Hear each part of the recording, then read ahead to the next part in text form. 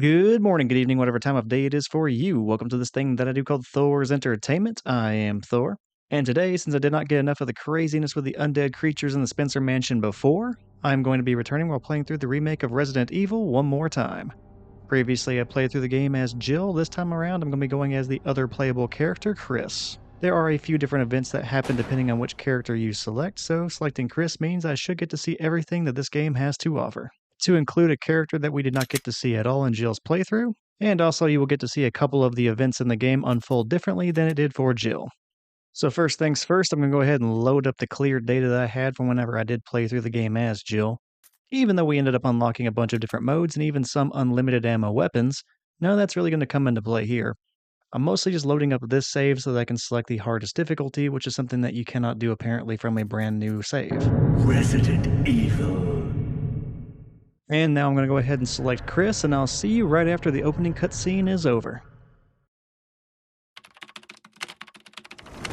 Alpha Team is flying around the forest zone, situated in northwest Raccoon City, where we are searching for the helicopter of our compatriots, Bravo Team, who disappeared during the middle of their mission. Haven't found it yet? No, not yet, Brad. Bizarre murder cases have recently occurred in Raccoon City. There are outlandish reports of families being attacked by a group of about 10 people. Victims were apparently eaten. The Bravo team was sent in to investigate, but we lost contact. Look, Chris! Bravo team's helicopter was a derelict.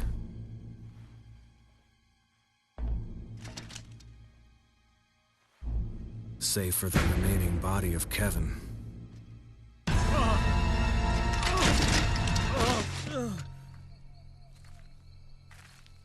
We continued our search for the other members, and it turned into a nightmare.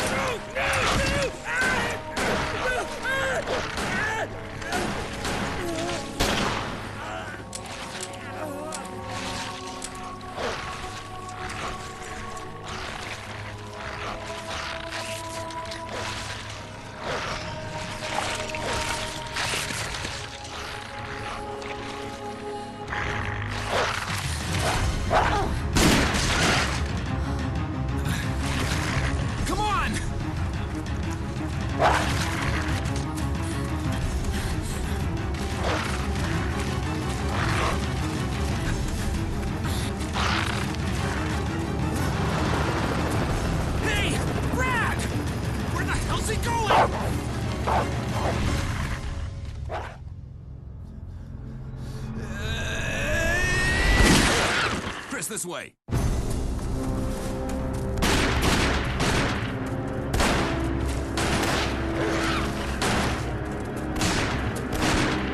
it! Make for that mansion!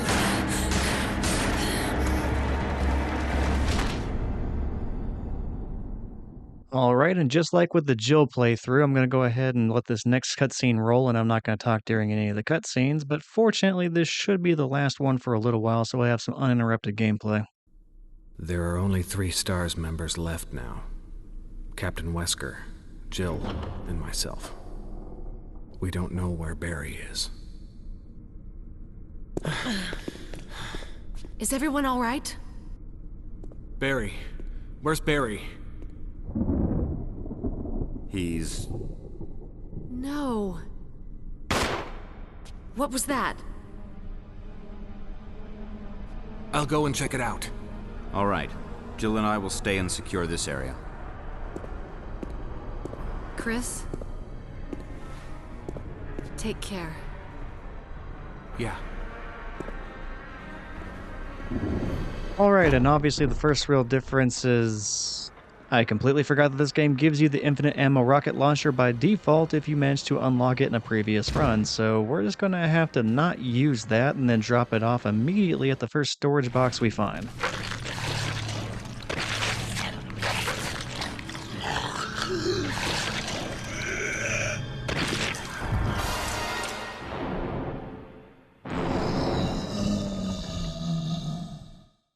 But yeah, I have no intention of using infinite ammo weapons since they make the run a little bit too easy, even on the hardest difficulty, so I will be getting rid of this the first opportunity I can and not using it at all. Otherwise, just infinitely blowing up enemies with no stakes whatsoever might be kind of boring to watch. Wesker? Jill? Where did they go?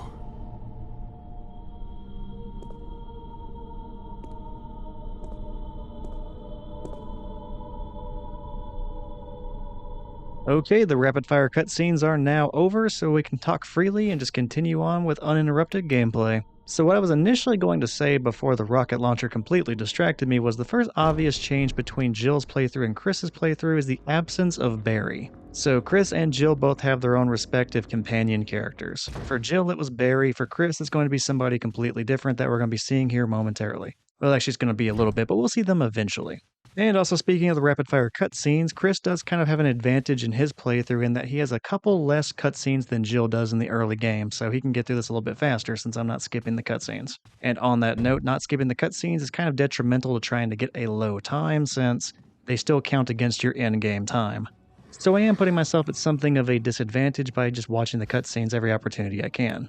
And speaking of why that is a disadvantage, it is one of my goals, just like whenever I was playing through the game as Jill, to finish the game in less than 3 hours. Now I said Chris had the advantage when it came to the early game cutscenes, but that is going to be one of the very few advantages that Chris has compared to Jill whenever, trying to clock in a low time. You may have already seen it since I've opened my inventory a couple of times now, but Chris has less inventory space than Jill does, which makes the resource management even more difficult for him than it was for her. You may have also noticed in the cutscene whenever Chris returns to the entrance hall that unlike Jill, who received a lockpick from Barry, the only thing that Chris got was the gun on the ground. So Chris does not have the advantage of having the lockpick to, pick simple locks. Instead, he has to collect these old small keys in order to open those locks, and they're one-time use items. So on top of having less inventory space, he has to also frequently be on the lookout for these one-use items that are going to take up even more inventory space than Jill had to take up. So yeah, even more resource management for Chris, and also you have to constantly be going out of your way for these small old keys. Just one more thing to distract you whenever you're trying to clock in that low time. And the trade-off for not getting a lockpick is that Chris has an infinite use lighter that is permanently part of his inventory and doesn't take up a standard inventory slot. Whereas with Jill, she had to pick up a lighter somewhere along the way on her playthrough that did take up an inventory slot. Now, that's not in any way an advantage for Chris because the lighter really doesn't come up all that often. I can only really think of 3 scenarios when you actually can use that lighter, and only one of them is truly useful. The lighter can be used to light the candles in the attic room where you push aside the bookshelf and you find the first half of the Moonlight Sonata.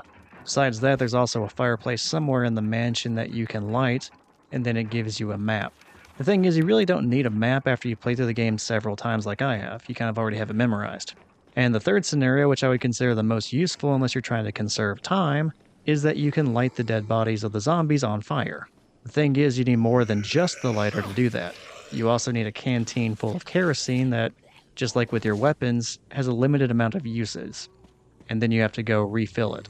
So as useful as it would be to burn the bodies of the zombies after you take them down, that way that later on in the game they don't return as Crimson Heads, well, it just takes up a lot of time and even more inventory management when Chris has less inventory room for him to manage.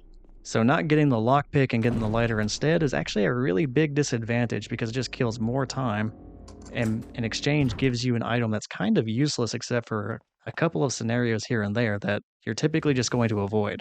And yeah, as bad as it is that Chris has less inventory causing you to have to really be restricted in the amount of items that you can have and causing you to have to backtrack and go out of your way to do things more, and also having a much worse permanent item in his inventory, That's not even where the disadvantages end for Chris. There's even more stuff that kind of puts you at a disadvantage if you choose him, but we'll get to those later. And now for our first detour as Chris that we did not have to do as Jill.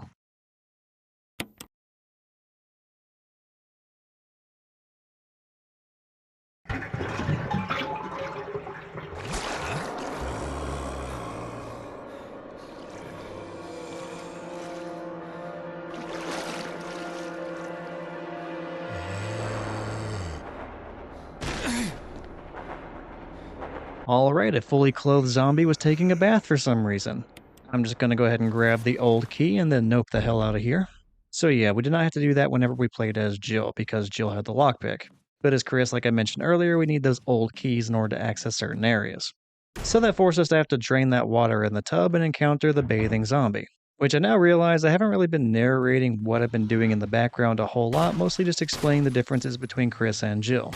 And that's going to be probably a consistent thing throughout this playthrough because most of the puzzles in this game are not different between Chris and Jill. The only reason I went out of my way to narrate this aspect of it was because we're trying to go after an item that Jill did not need, being the old key. So unless there is actually a key difference between Jill and Chris like that, I'm probably not going to go out of my way to point out certain things because we've already covered it in Jill's playthrough. Like finding the green arrow, going down and reading the Book of Curses, picking up the sword key. All of those are things that I did with Jill already, so I really didn't feel the need to go over them again. Nothing different really happens there. So yeah, unless it's something new as Chris, I'm probably not going to point it out. Plus you can see the footage and you'll probably get a pretty good understanding of what's going on. Alright, here is something that is different between Chris and Jill's playthroughs for me. I imagine that the staircase hallway is going to be a frequently trafficked area for Chris, so I'm going to go ahead and take out these zombies, and on top of that, I'm going to use an item that I did not use when I was playing as Jill, that being the canteen and the kerosene. In combination with the lighter, Chris, like I mentioned earlier, can set these dead bodies on fire so they do not resurrect later as Crimson Heads. So that makes it a lot safer for me running through this area several different times. Also, whenever you light that fire, make sure to run away from the body or else you're just going to hurt yourself. I believe that's going to be the only time that I burn the zombies in this playthrough though, because, well, it just takes a lot of time hunting down kerosene and then keeping that canteen in your inventory, taking up a much needed inventory slot. But it is one difference, so why not? We're going to go ahead and point that out. And gee whiz, the reason I am not setting that other zombie on fire is because when I was shooting at it, its head exploded. And without them having a head, they cannot become Crimson Heads later.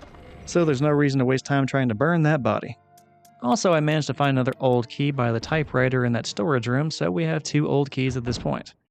I believe in total I only needed 4 of them to beat the game as Chris. You may actually need less than that, but I ended up needing 4 of them to do everything that I wanted to do in this playthrough. And man, I've been on a dangerous level of health for an uncomfortably long amount of time for as many zombies as I've had to fight or run by.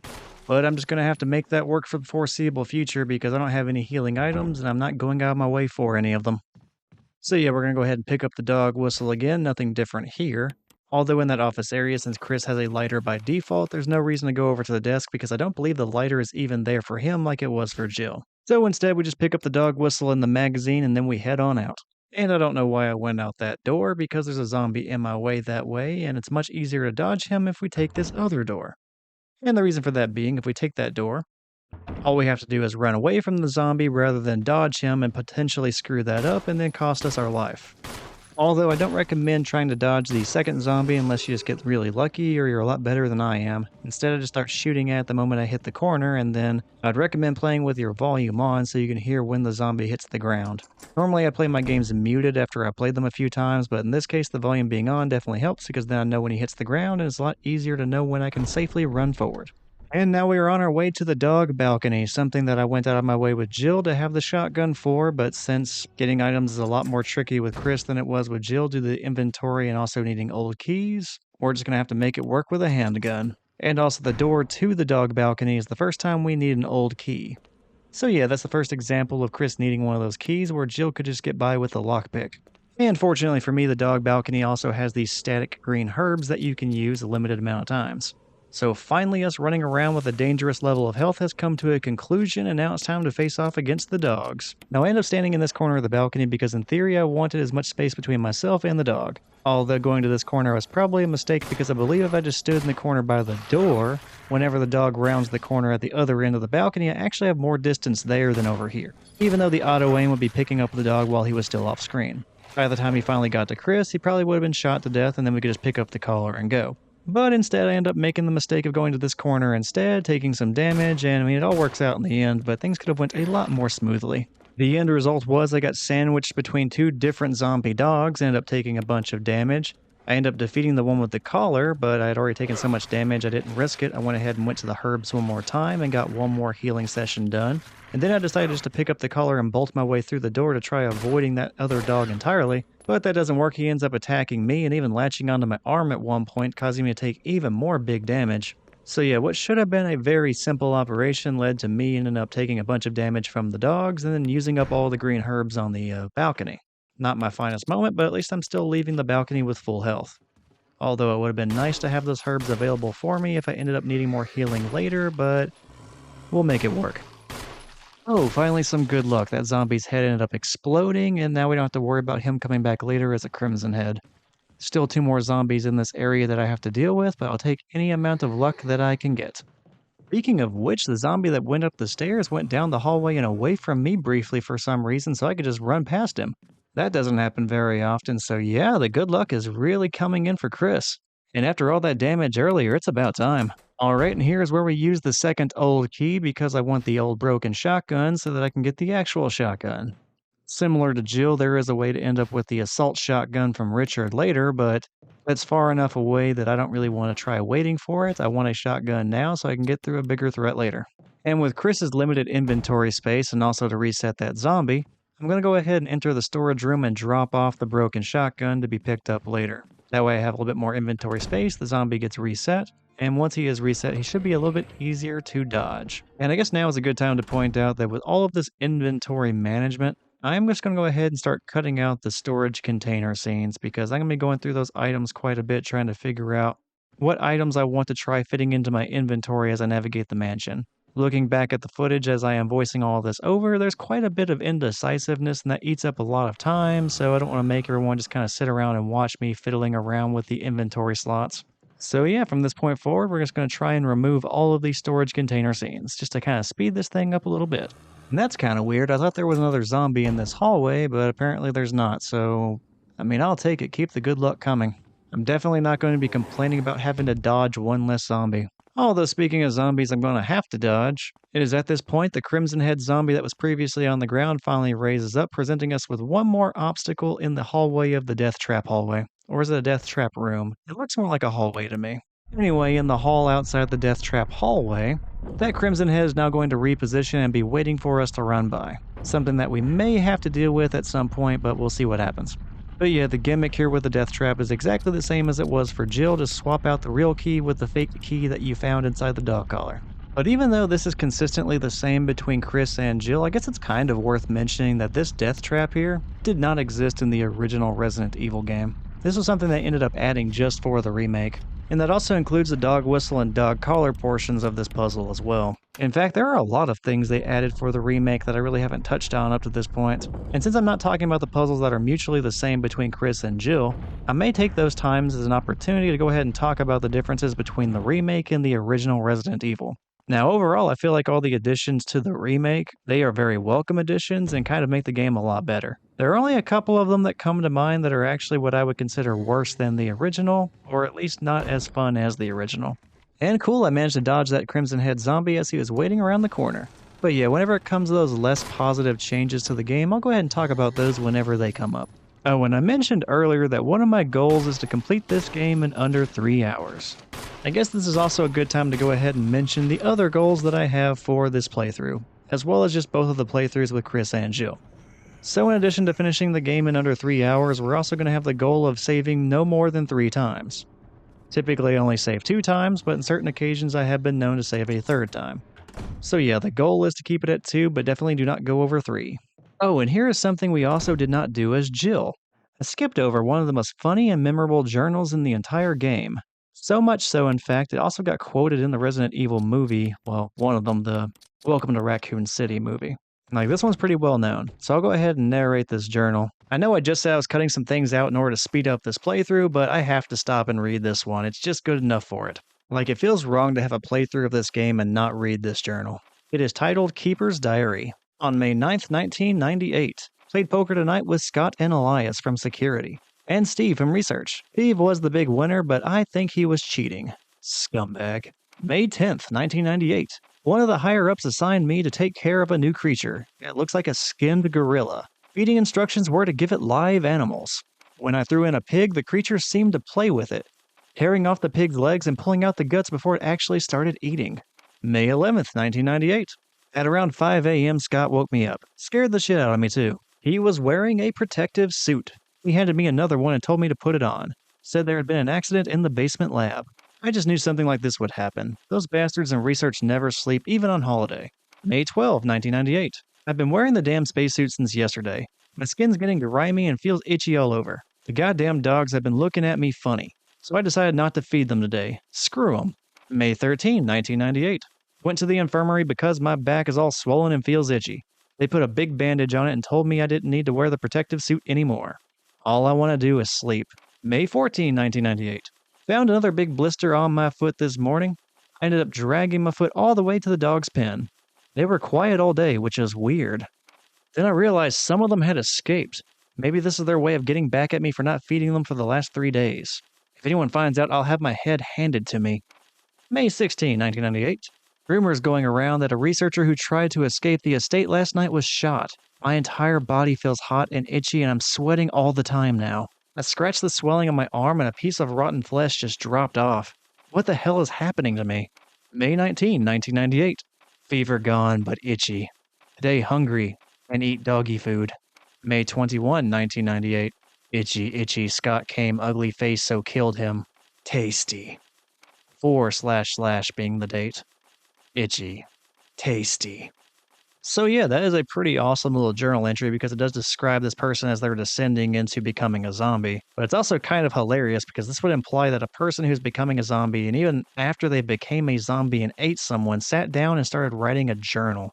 I mean, granted, some of the zombies do some things similar to what their day-to-day activities previously were in this game, but I don't know, something about the image of a zombie sitting down and writing down a journal, that's kind of hilarious. And now that that is out of the way, let's go ahead and get the old key that we came here for.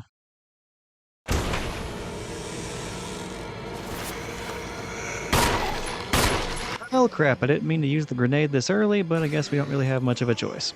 So yeah, the old key is in the closet, and so was this zombie. Which then I guess leads to a question. After reading that journal, do you believe that the person that was in the closet or the person that was laying on the ground next to the bed was the individual who was the author of that journal? And which one of them would you consider the person that was being eaten? Because I can see it going either way. In my personal opinion, I think the person that was in the closet was the individual who wrote the journal and ate the other guy. I mostly just think that because, well, he is an active zombie and he was beating on the door and trying to get out. Which would lead me to believe that the guy on the ground was the person that he killed, and it just took a really long time for the T-virus to activate and then bring him back to life. Well, unlife. Whatever you want to call a zombie. Then again, I could also see the other argument where it was actually the person on the floor that ate the guy in the closet, and maybe he stashed the body in the closet so he wouldn't get caught. Or at least to delay how long he had until he got caught or had the opportunity to get rid of the body. And then, I don't know, maybe he passed out due to hunger after not eating anybody for a while, and then the one in the closet became active. I don't know, like I said, I can see it going either way, but I think the one in the closet ate the guy who was on the ground by the bed. And alright, we are approaching another change that happened in the remake as opposed to the original Resident Evil. And it's this hallway with these windows, where we saw a window crack earlier in the playthrough. We also saw that in Jill's playthrough. Now, I can't remember at what point exactly, but in the original game, we had zombie dogs jumping through those windows and then chasing you down the hallway. And in this game, that does not seem to happen. Because I have returned to this hallway after already having gone to the residence, killed Plant 42, and then returned to the Spencer Mansion, and still nothing ever jumps through those windows, and nothing jumps through them here either. So maybe there is a way to trigger enemies jumping through those windows at some point in the game, but it never happened for me in either the Chris or the Jill playthrough. That is also the case here on the dog patio as well, because those dogs just outside the fence line used to jump over the fence and chase after you at some point, but for some reason that does not happen here. So that makes me think they removed that in the remake. Now I don't know if what happens next was in the original as well, but let's see what happens.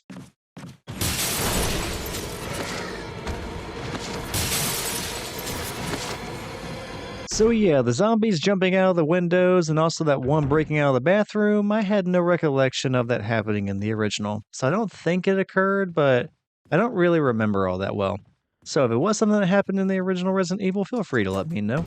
Alright, I did not go in here as Jill because I really didn't have a reason to, but as Chris, this is where I'm going to find the fourth and final key that I'm going to be using in this playthrough. Now there are other old keys in the Spencer Mansion, other things that can be unlocked, but this is going to give me access to everything that I need in my playthrough, so that's good enough for me. And I am about to make another routing mistake going through a door that I don't need to be going to, and it takes me a moment to realize that I don't need to be going in that direction just yet. So rather than showing you me going into that hallway and then going further than even that, and then eventually realizing I don't have what I need and turning back around, we're just going to go ahead and make a cut at that door and just make it seem like I went in and back out. Because I want to go get the shotgun, but in order to do that, I need the broken shotgun, which is not in my inventory, so I had to backtrack all the way back to the storage box and pick that thing up. And alright, after that inventory management hiccup, I am good to go get the shotgun now. But yeah, previously I was talking about my goals, and I went ahead and covered the fact that I want to beat the game in under 3 hours, and also I want to beat the game with no more than 3 saves. On top of that, there was also the boss-related goal. That being that between Chris and Jill, I wanted to fight every single boss at least once. And that came into play because there are some bosses that you can skip. Now, I believe with Jill, I actually defeated every single boss, so that frees up Chris to kind of pick and choose whoever he wants to fight. So yeah, that goal has kind of already been accomplished. And also, I didn't mention this in the Jill playthrough because I hadn't really decided if I wanted to add it or not, but I'll go ahead and add it here since it's already something that we are on pace to do. The final goal is to complete the game with both characters without dying. I did not end up dying as Jill at any point, and despite a bunch of close calls as both her and already with Chris, we have not had any deaths happen, so let's go ahead and try and keep it that way. And I didn't really mention it because I'd already mentioned it in Jill's playthrough, but I'll go ahead and reiterate it here since it's something that can potentially cause your character to die. You do want the broken shotgun when going to get the regular shotgun because whenever you take the regular shotgun off of the gun rack, which is also a lever, the lever will then activate, and if you just leave it that way and try to leave the room, the ceiling will start to close on you and the doors will lock, putting you in a situation where you're going to be crushed by the ceiling unless you retreat back into that same room and put something back on that gun rack. And the something that you need is the broken shotgun. And alright, we went ahead and finished the stained glass painting puzzle, and we also picked up the death mask, and it is in this area that we needed the old key, because that fence door is locked and you need it to unlock that door. We went ahead and knocked that out, and that is the very last old key that we're going to need, and we're going to be good to go through the rest of the game without having to worry about that in our inventory. Although our inventory space is still incredibly limited, so we're having to stop here and drop off that death mask just so we have a little bit more to work with. We already kind of breezed through it, but we solved the stained glass painting puzzle, and I guess it's mention worthy that that also was different in the original Resident Evil.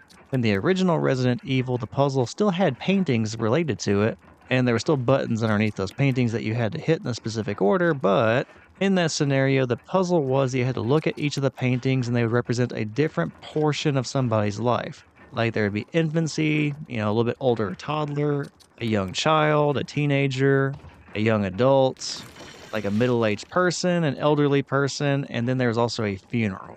And the idea here was that you wanted to hit the buttons underneath all of the paintings in the order of early life to end of life. And if you hit them all in the correct order, you would end up getting a hidden item, and I can't remember if it was a key or an emblem, but it was something that you needed to progress in the game. So yeah, here the puzzle changed a bit, and it was more of a color matching puzzle, and it also unlocked a secret area that was not in the original game. But some concepts for this puzzle definitely carried over, to include the crows for that matter. If I remember correctly, here and in the original game, as long as you got the puzzle right in the first try, the crows never bother you. They never leave the top of the stage, and you can continue to just go through that area without ever worrying about the birds attacking you. And here I am making another pathing mistake, and this one's a bit more significant than just the going the wrong direction, going in a door and having to go back through it again. Here I really should be going to talk to Richard instead of going over here to the night puzzle. That way I could go ahead and get that part out of the way and then go do something else that's kind of a time-related task, and then I could go over here to the night puzzle and do this while that time requirement is elapsing. But for the time being, I am knocking out the night statue puzzle, which, since I'm going on the topic of things that changed from the original to the remake, this is also something that was updated in the remake. Now, if I remember correctly, in the original, there were only 2 statues that you had to push, and the idea was to have them face away from the center of the room while also being on 2 very specific points. And then there was a button in the middle of the room. Once those statues were in place and facing the walls, You would go ahead and hit that and then get the item that you were looking for. So yeah, we're still pushing statues, but the concept is a little bit different here. And finally, I realized I really needed to go ahead and initiate the Richard part of the story, so let's go ahead and get that going. You. Chris Redfield, Alpha Team. We're here to rescue you. Richard, what the hell happened to you? Chris, this place... Get your team out of here. Demons everywhere. Don't talk. He seems to have been bitten by a poisonous snake, but the size of the bite mark is huge. It's not just any ordinary snake. Take my word for it. He needs serum. I left it in another room. I'll go get it. Please hurry. Hold on. I'll be back. Alright, and just like we did with Jill, we found Richard, and now we have to run across the mansion, go pick up some serum to save his life since venom is now running through his veins from his encounter with the snake. Good old Yawn the snake.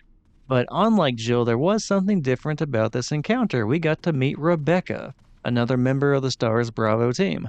Now, Rebecca is a character that is specific to Chris's playthrough of this game. She is in no way available whenever you play as Jill. And Rebecca is going to be the companion character for Chris throughout this playthrough. She is essentially Chris's Barry Burton. And I have to admit, Rebecca is one of the few advantages Chris has over Jill. Because Barry will give you items at certain points throughout your playthrough, but honestly they're not that useful. Like, yeah, you get the grenades really early on in the game, but you're not really going to be using them towards the very end of the game. And even then, depending on how well you inventory, you may not really need what he gives you. On the other hand, with Rebecca, she doesn't give you any items like Barry does, but at different points throughout the game, she will heal you back to full health without you needing any items in your inventory. Now, I don't think that balances out Chris having less inventory space than Jill, but it is really useful, especially when compared to Barry. So yeah, I would still consider Jill's playthrough much easier to do than Chris's, but I will say that Rebecca is the better companion in comparison to Barry. Or at least more useful, because I do find Barry's story more interesting than Rebecca. I mean, Barry's whole family is basically being held hostage while he is forced to help out the main villain of the game. Rebecca lost her entire team, but besides that, she's kind of just here. She doesn't really do anything to enhance the story of Resident Evil. And on top of that, there are some required parts where she has to step in and help you that actually cause the game to be longer for Chris than it was for Jill. In fact, we're going to be hitting one of those moments here pretty shortly. So yeah, more useful than Barry, but also not really that great from a storytelling perspective, and at the end of the day, Chris is still the harder person to play through. So alright, we're about to return to Rebecca and Richard with the serum needed to save Richard, and then immediately after that cutscene, we'll see one of the examples of Rebecca actually making this playthrough longer.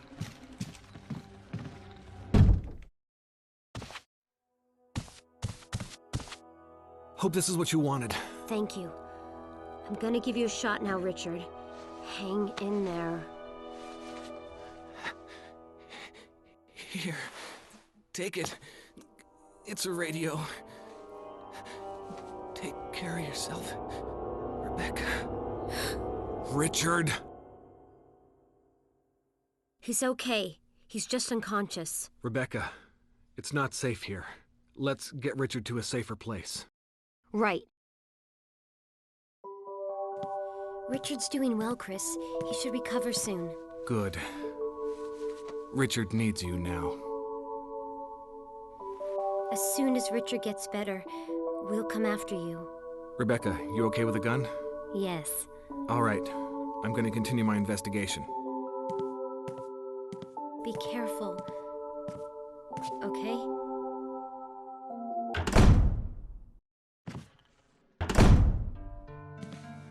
This room is equipped with all sorts of medical supplies.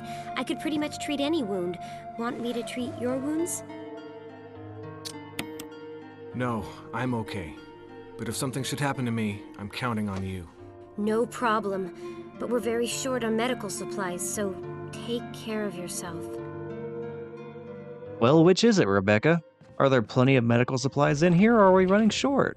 Like, we can't have both things happening simultaneously, it doesn't make any sense.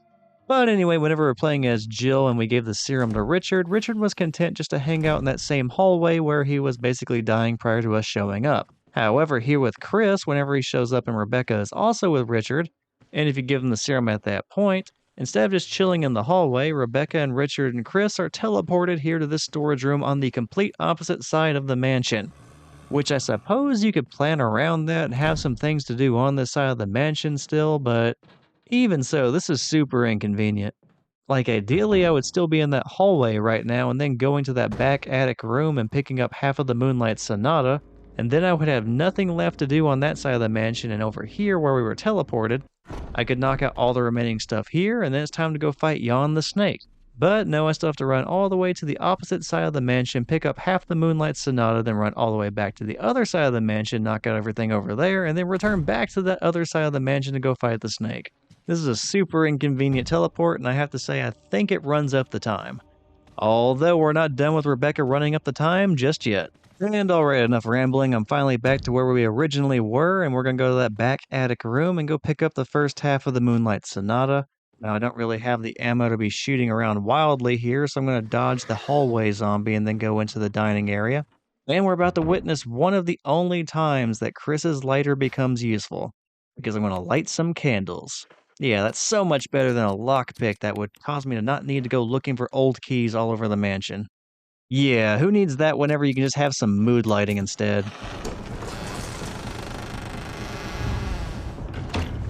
Well, alright, I kind of forgot that was a thing. So, if you do not kill the hallway zombie, he will eventually barge in on you as you're lighting candles and pushing cases out of the way. And he's going to be pursuing you as you attempt to get around the other zombie behind that case and trying to get the first half of the Moonlight Sonata. Which, not to worry, I've gotten pretty good at walking my zombies. After all, it's very important that you walk your zombie. So I am confident I can handle making these two zombies do some laps around the table. And alright, that was a lot closer than I thought he was, and I almost screwed that one up. But we managed to escape that room without taking any damage, and that's perfectly fine by me. And we'll just go ahead and creep by this next zombie because I like having a full health bar. And now we can return to the other side of the mansion where we were very rudely teleported to earlier. Now I have everything I should need in order to knock out all the tasks that we have back on that side of the mansion. And the very first one I want to get going is the one that initiates a time requirement. So let's go ahead and get that knocked out, or at least get that started, and then we'll knock out everything else. And the task I'm referring to happens to be the Moonlight Sonata, which we currently have the sheet music for half of it, and we're going to go ahead and grab the second half and combine the two. All of that's the same as what it was for Jill. Where it differs, however, is that Chris cannot play the piano. Now, I'm just shooting rounds to make some inventory space because Chris's inventory space completely sucks. There are no threats in here or anything else, but I just pop up a few rounds so I can go ahead and combine the magazine with the handgun, and then suddenly we have an empty inventory slot, which we really need right now. Anyway, as I was saying, Chris cannot play the piano. He doesn't know how to read the music, he doesn't know the keys, doesn't know anything. So that raises the question, how do we solve the piano puzzle without somebody who can play the piano?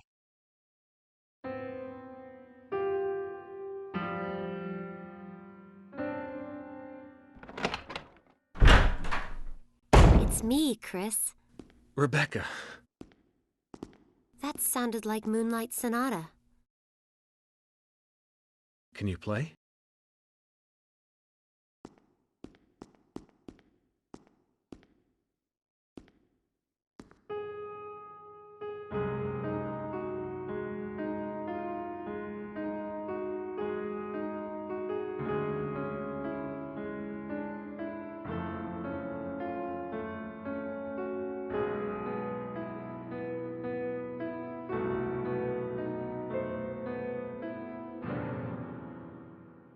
Oh, what was that?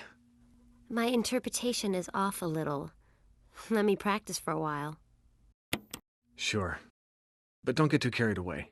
Oh, I won't.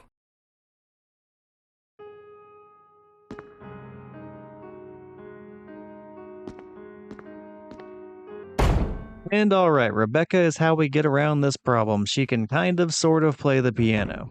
The only thing is, she's kind of rusty and having trouble reading the music, so we have to let her practice for a little while.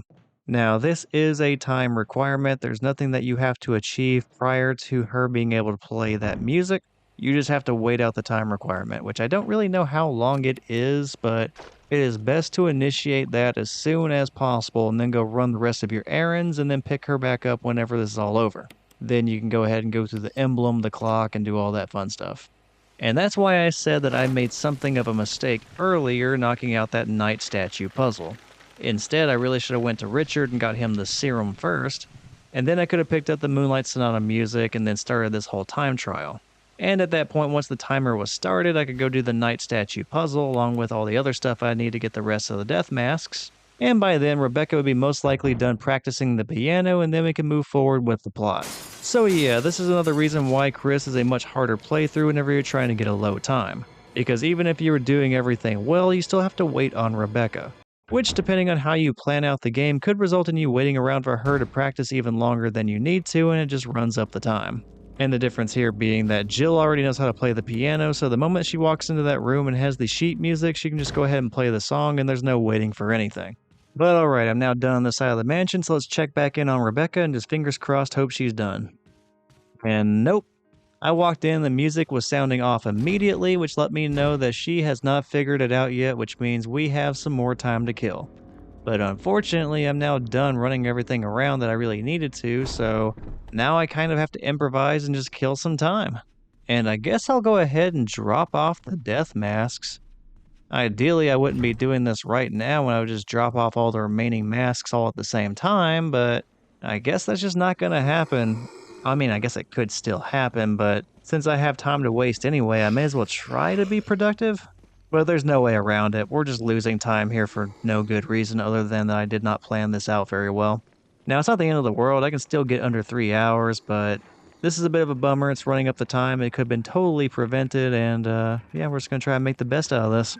So yeah, if we go ahead and add having to waste time for a timer that I can't even see to everything else that's kind of either gone wrong or been made more difficult by the inventory spaces or not having the lockpick or just any of the other things I've mentioned so far, there is not a doubt in my mind that Jill is the easier character to play through the game with. In fact, that's the whole reason I started off with her instead of Chris.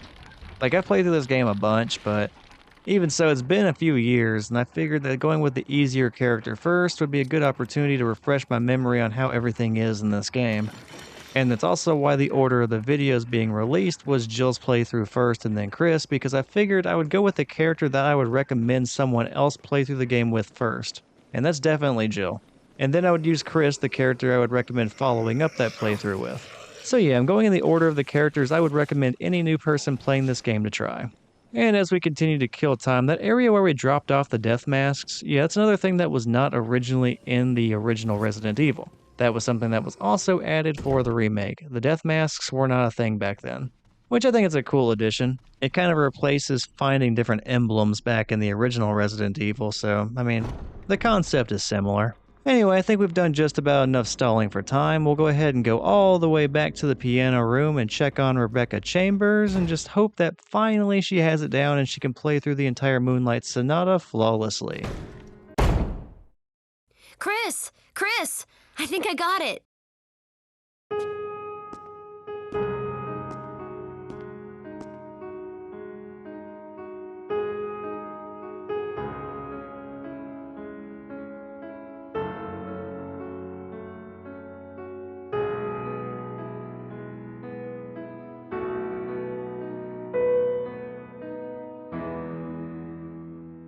Practice makes perfect.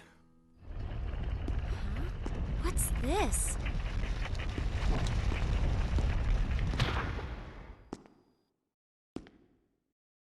Congratulations, Rebecca. The ghost of Beethoven is no longer disappointed in you.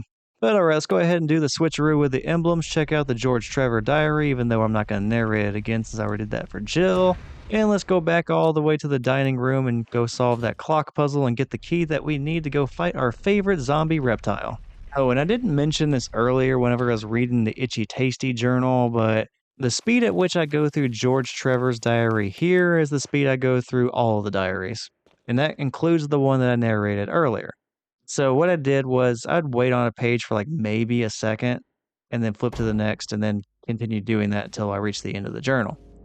Whenever I was narrating though, I'd go ahead and just copy that 1 second or so that I spent on that page, and then just paste it over and over and over again until I was done with my narration. So even though it took me a little while to read through the entire journal and all the pages were available while I was reading it, in real time when I was playing through this game, I was just flying through that journal. I spent maybe 10 seconds on it. So yeah, gee whiz, that's kind of what that looked like in real time and what it ended up looking like after I got done editing it. Anyway, the clock puzzle. After we do the switcheroo with the emblems, the clock opens up and we just need to reference the painting right beside the clock. Now it's two people dueling with swords. The longer of the two swords is going through someone's head, and the shorter of the two swords is going through someone's torso. And then if we go to the clock, that's an indication that we need to switch around the arms on that clock so the long sword is going through the helmet, and the short sword is going through the armor.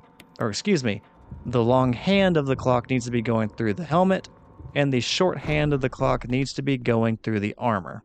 Essentially matching up with what you saw in the painting, then it opens up, and then you receive a key that we need to get to the key that we need in order to get to the locked attic on the other side of the mansion where we can face off against Yawn the Snake. I wanted to make a point to reiterate that because I believe during Jill's playthrough I was narrating George Trevor's journal whenever I was solving that puzzle, so I figured it would probably be good to explain that one more time while I was still kind of sort of in the area of the clock. Anyway, enough talking, let's go ahead and have our first boss encounter.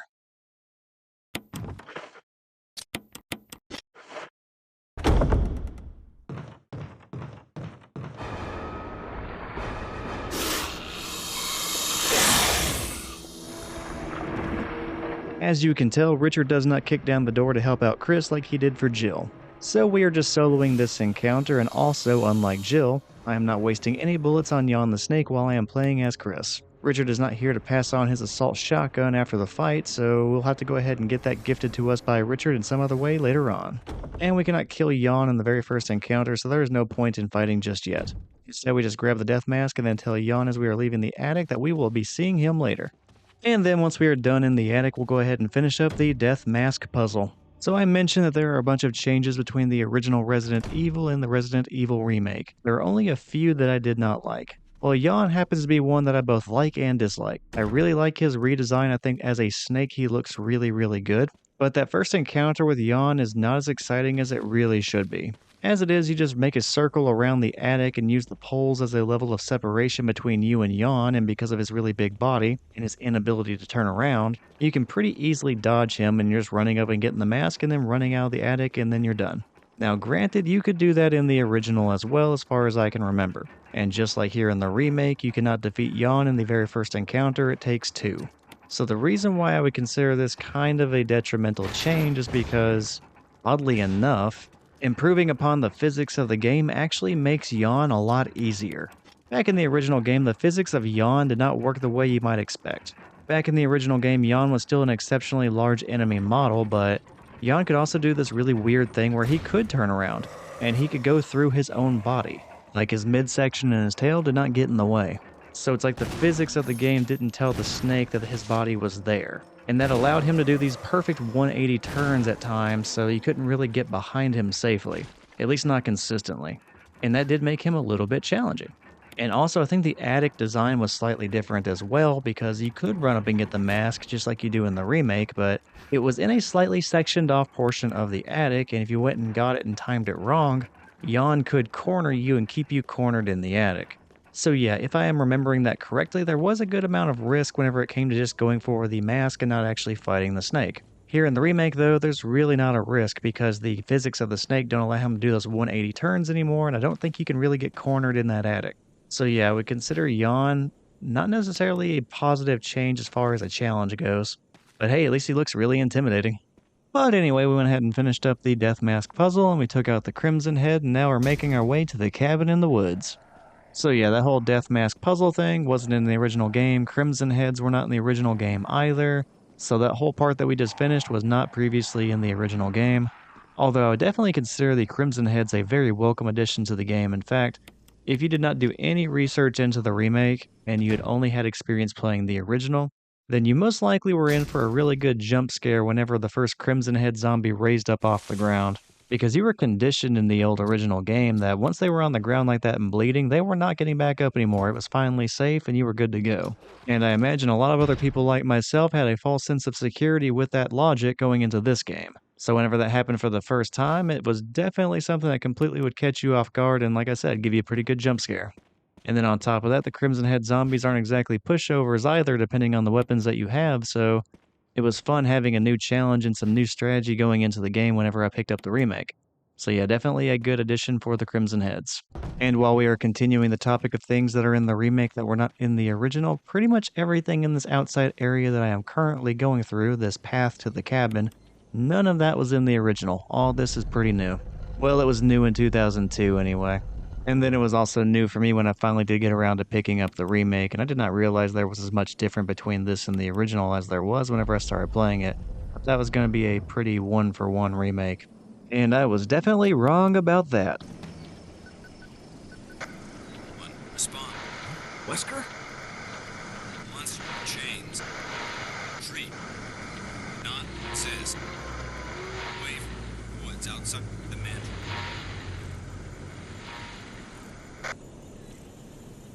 And just like with Jill, Chris is going to completely ignore the instructions of his comrade and then go running straight into the woods that Wesker was warning were a dangerous spot.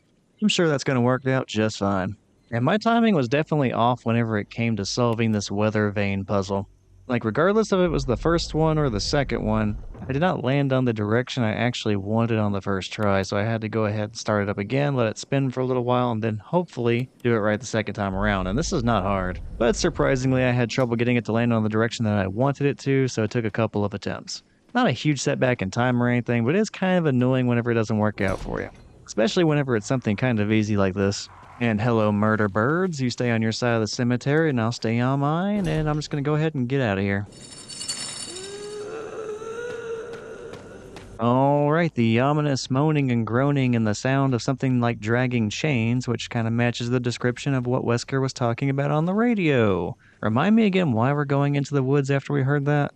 Like, I'm beginning to question your decision making here, Chris. And this was long before the days of you punching boulders, so I feel like your bad decisions go back even further than I realized. And alright, we finally made it to the creepy cabin in the woods. Let's go ahead and go inside and find the Necronomicon and summon the Deadites and get this game going. The awkward redirection that happens whenever you go through different transitions for the fixed camera angles in this game is causing me to just kind of go back and forth between these two different scenes. And it's also kind of making this really small staircase the ultimate boss of the game. Like, Resident Evil does this awkward thing where every single scene has a fixed camera angle. And it is cool for building tension, but it does come with some problems from time to time. And it does not necessarily keep you going in the same direction the entire time. Like, to progress through a room, you may have to hold the up button to get to the other side of the room. And then the camera angle changes to the next fixed camera point, and then up may no longer be taking you in the same direction it was before. Instead, you may have to hold the left button to continue in the direction that you wanted to go in or something like that.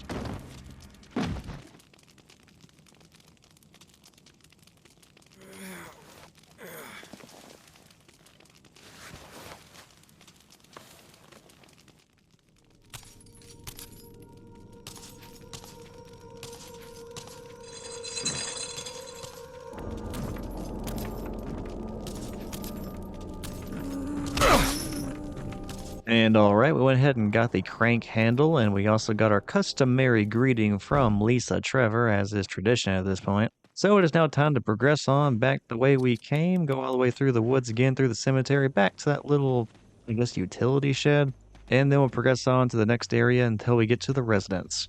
But yeah, that greeting from Lisa Trevor, it is truly tradition at this point. I believe there's only one time ever for me that I've managed to get around her without getting hit. I'm sure there's some sort of really good tactic for it, but I've never looked it up, and for some reason everything that I've ever done has not worked out too well, with the exception of like one time. So I've just kind of gotten to the point where I accept the fact that I'm going to get slapped by Lisa Trevor at least once per game. Well, besides the guaranteed slap over the head that you get from Lisa anyway during the cutscene. So I guess 2 slaps per game. And perhaps we could have avoided getting clunked over the head a couple of times by Lisa had we just listened to Wesker on the radio originally. Granted, we would also be without the crank, and we probably would have eventually had to go to the cabin anyway, but I don't know, I just kind of feel like there might have been some other better alternative out there. Like, literally anything that did not result in Chris getting a concussion from Lisa Trevor. This is Brad. Come in, Stars Alpha Team. Come in. Does anybody hear me? This is Chris. This is Brad. Stars Alpha Team. Bravo team, it doesn't matter. Respond. I repeat, this is... Brad! This is Chris! Brad? Damn! Thing's broken. But now as I'm kind of going back over the events, I'm realizing that Wesker was the one talking to us on the radio. Well, he was the one warning us about Lisa Trevor anyway, the person in chains. Obviously the person that we were just talking to or trying to talk to on the radio was Brad, just, trying to keep my conversation, my thought process clear here. But yeah, I'm wanting to point out that Wesker was the one trying to warn us about Lisa whenever we were first going into the woods and trying to go towards that cabin. Which is worth pointing out because whenever we were playing as Jill previously, it was Barry on the radio. So that is one little difference between Chris and Jill, since Barry is not in Chris's playthrough.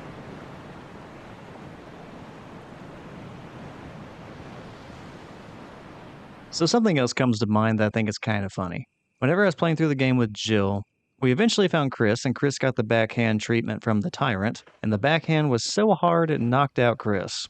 And I made the joke that severe of head trauma might be why Chris thinks punching boulders is a really good idea in Resident Evil 5. Although unless you're playing horribly here with Chris in his own playthrough, you're not going to get the backhand from the Tyrant. However, I'm now realizing that we do get clunked over the head by Lisa Trevor, where Chris did not get that treatment in Jill's playthrough.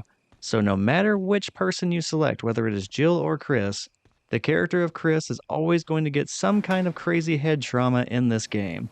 Which means that joke also works here because Lisa Trevor may have been the one giving Chris such severe head trauma that he likes to punch boulders in Resident Evil 5. No matter who you choose, there is an explanation for that crazy decision all the way back here in the first Resident Evil, and I love it. And alright, it is raining snakes again. I don't know why, but whenever I was a kid playing Resident Evil, I just always assumed these were Yawn's babies. I mean, it kind of makes sense. He managed to use his venom on Richard, and these things can poison you, so sure, why not? They could be related somehow. But yeah, we are quickly approaching the very first save point of the game, which is going to be in the Residence. And just like with Jill, I'm going to try and use each save point as the opportunity to go ahead and end an episode, so this is where this episode is going to come to a close. Now, whenever we do return for part 2 of Chris's playthrough, we're going to be going through the Residence and dealing with all the deranged wildlife that are residing within it, as well as any additional zombies that may still be hanging out around here as well. Although I'll be the first to tell you that in the Residence, the main threat is definitely all the crazy animals. And of course, one crazy plant that has been drinking a little bit too much of the T-virus version of Miracle Grow. But yeah, up to this point, the gimmick is the same. So yeah, look forward to seeing all that craziness in the very next episode as we continue to explore the Residence. And thank you for watching this episode. I hope you enjoyed it, and if you did, feel free to check out some of the other stuff I have on the Thor's Entertainment channel. As I have been referencing, I do already have a complete playthrough of this game with Jill, but I also have playthroughs of other games as well. But that's going to be it for me today. Thank you again for checking out the video. Take care, and hopefully I see you next time.